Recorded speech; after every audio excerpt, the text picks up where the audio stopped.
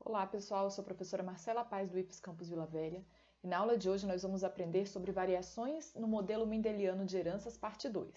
Na parte 2 vamos falar sobre pleiotropia, interação gênica simples, também conhecido como heterogeneidade genética, interação gênica do tipo epistasia, que pode ser epistasia do tipo dominante, recessiva ou recessiva duplicada.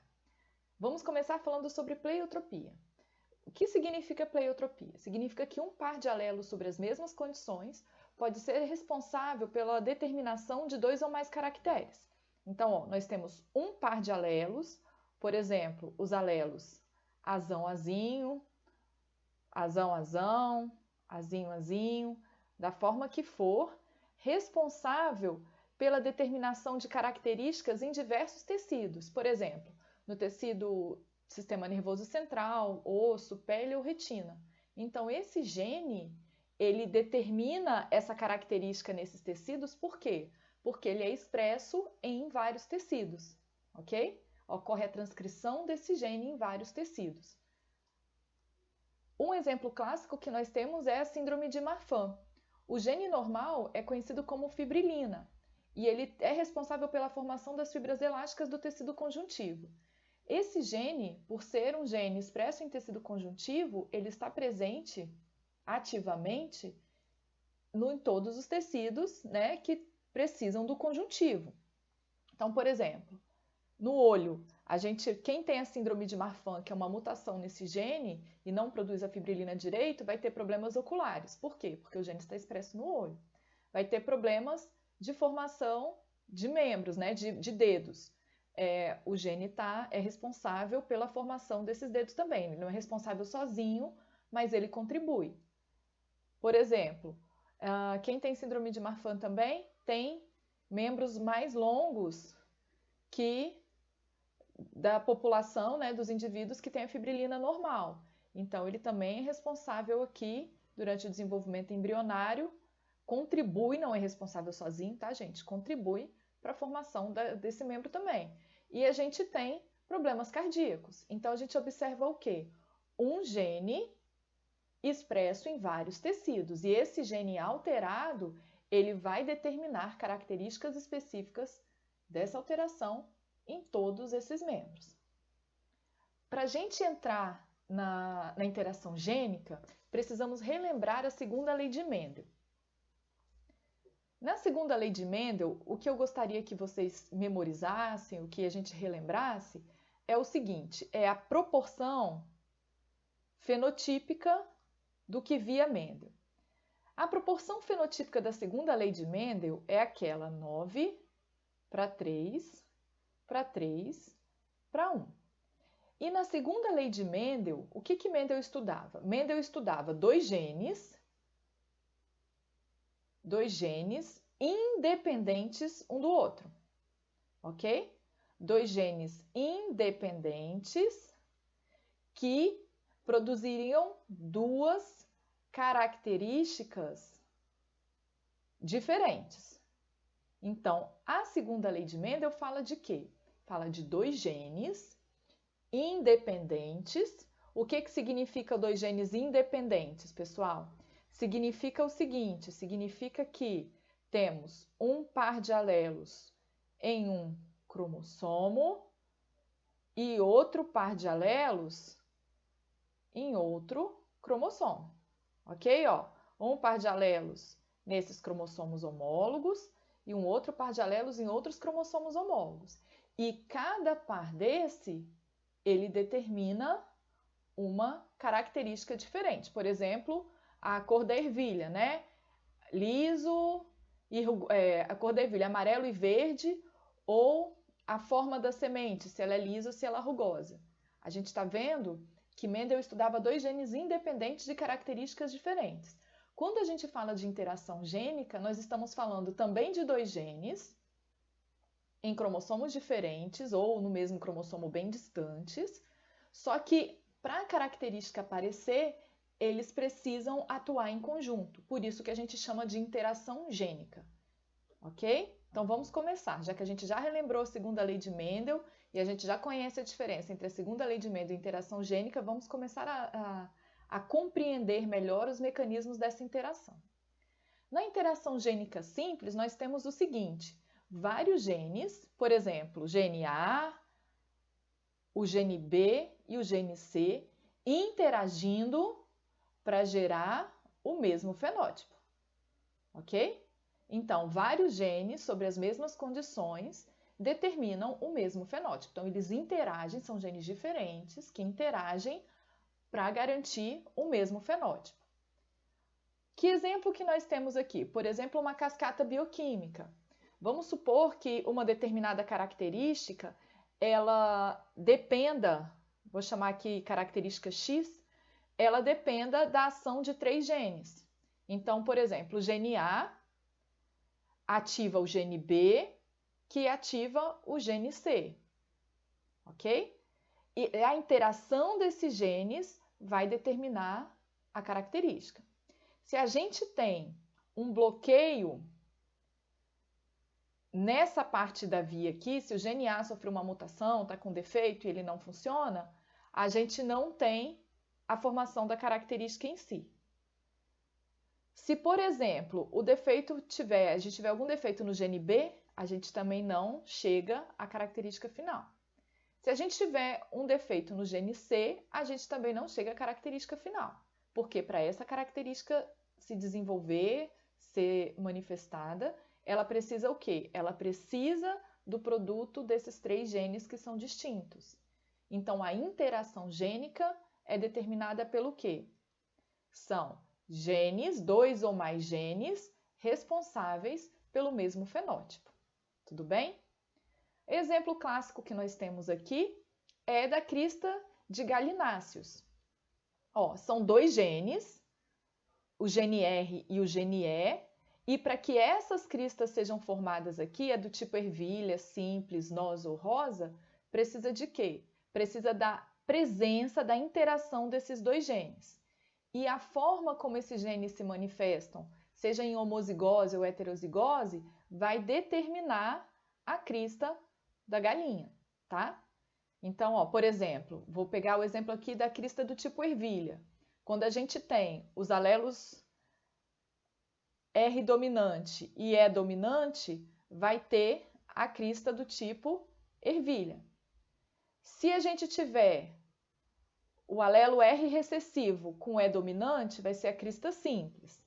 Se tiver o R dominante com E recessivo, a gente tem a crista em forma de noz. E se tivermos os 2 alelos aqui recessivos, a gente vai ter a crista rosa. Então, para a crista se desenvolver, a gente precisa da interação desses 2 genes, tá? Para ela desenvolver a sua forma, a gente precisa da interação desses 2 genes. Agora a gente vai para o tipo de interação gênica de epistasia. No exemplo anterior, nenhum alelo inibia o outro. Eles trabalhavam em conjunto. Na epistasia, eles também trabalham em conjunto, só que um alelo inibe a ação do outro alelo. Então, na interação gênica do tipo epistasia, um alelo inibe a ação do outro alelo.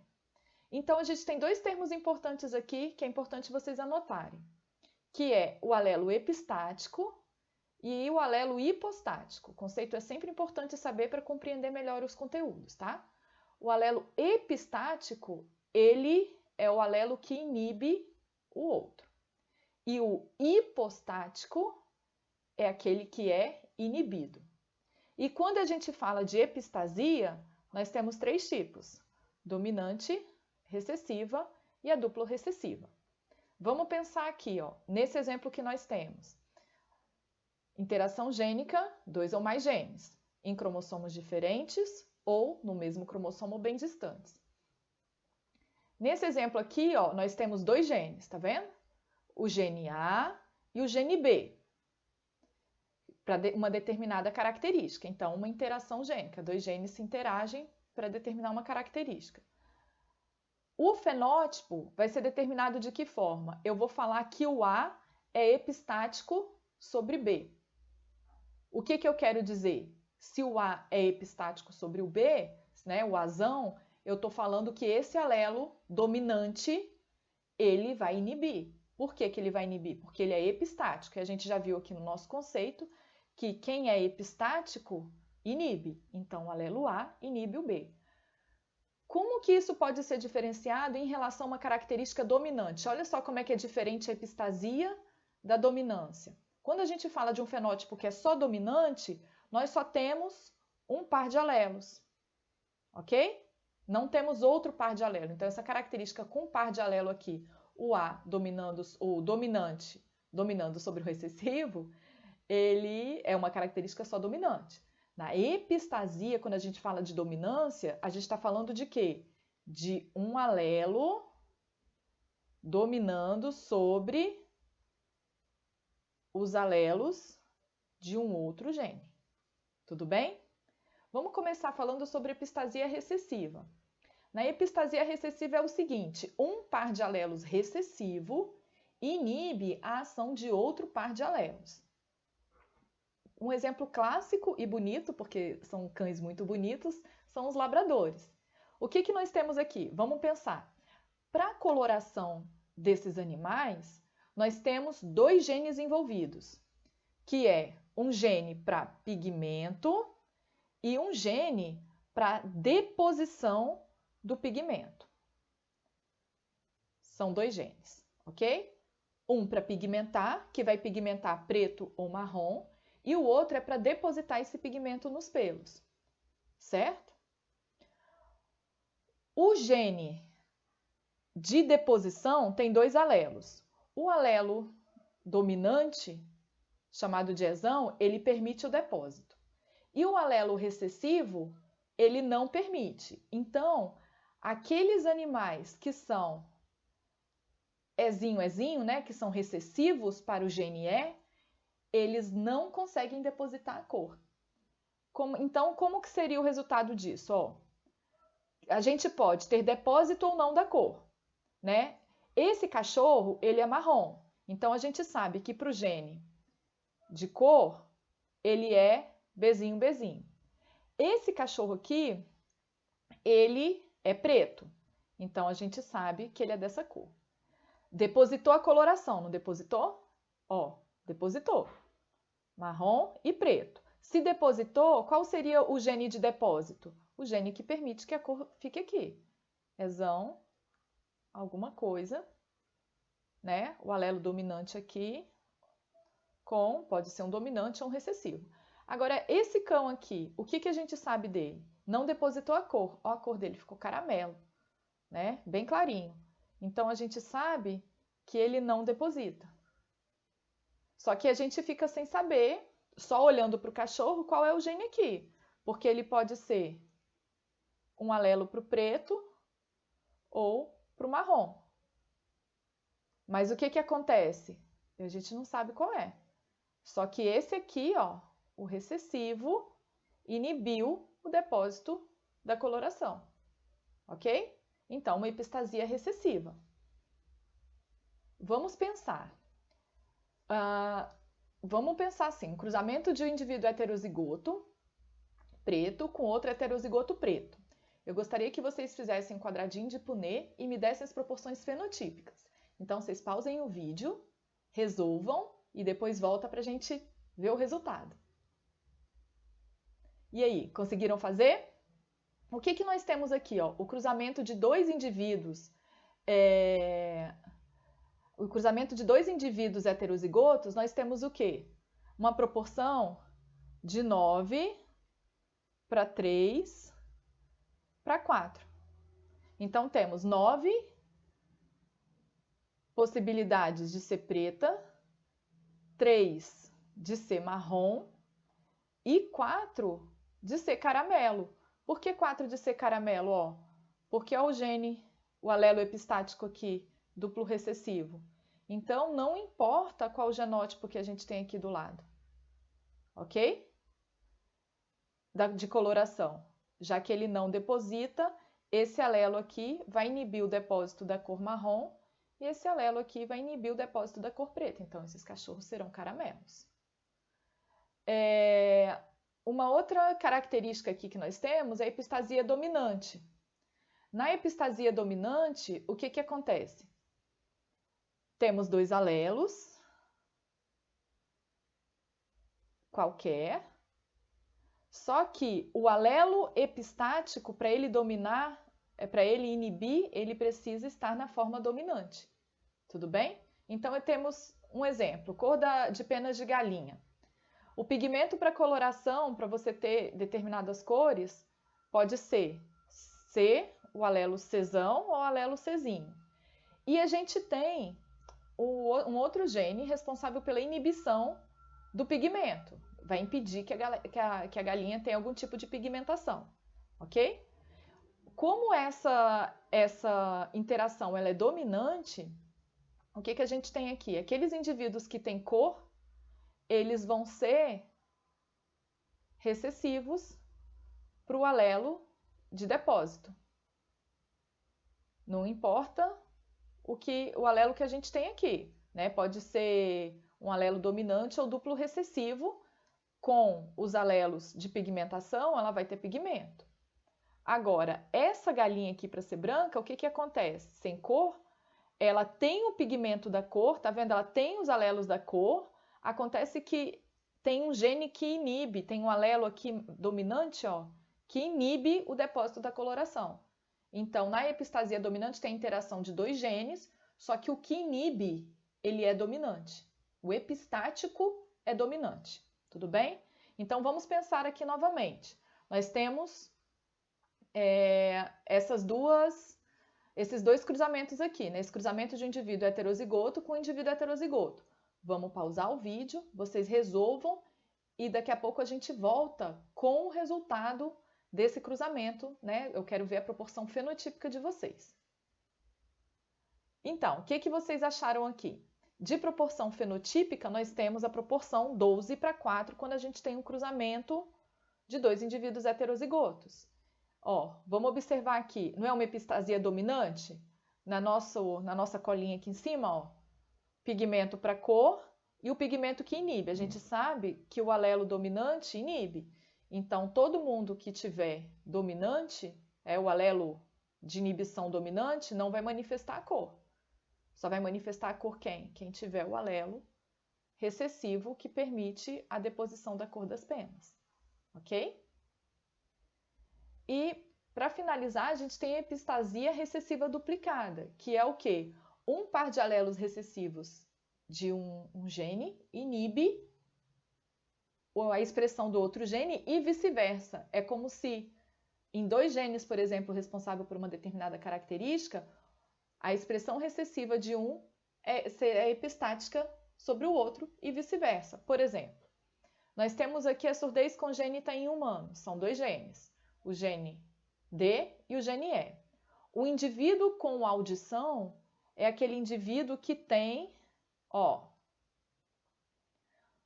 os dois alelos dominantes para cada gene, ó. Um alelo aqui, Dzão dominante, e o alelo Ezão, que é dominante também.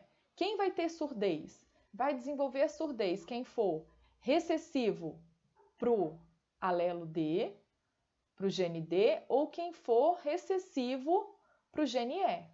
Então, os alelos Dzinho, Dzinho aqui, ó, o genótipo Dzinho, Dzinho é epistático sobre o E, e o genótipo Ezinho, Ezinho é epistático sobre o D. Entenderam? Então, vamos pensar. Temos um cruzamento de um casal com audição normal e eles são heterozigotos para esses dois genes que determinam a surdez. Pausem o vídeo, façam o cruzamento com o quadradinho de Punnett e depois vocês me tragam o resultado da proporção fenotípica. E aí, conseguiram fazer? Então, o que nós temos aqui? Ó?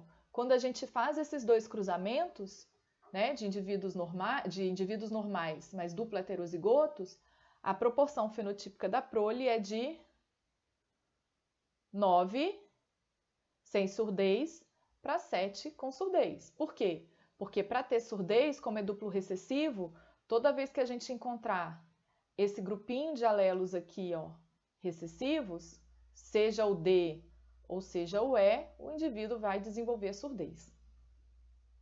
Espero que vocês tenham entendido. Até a próxima aula, pessoal. Muito obrigada pela companhia.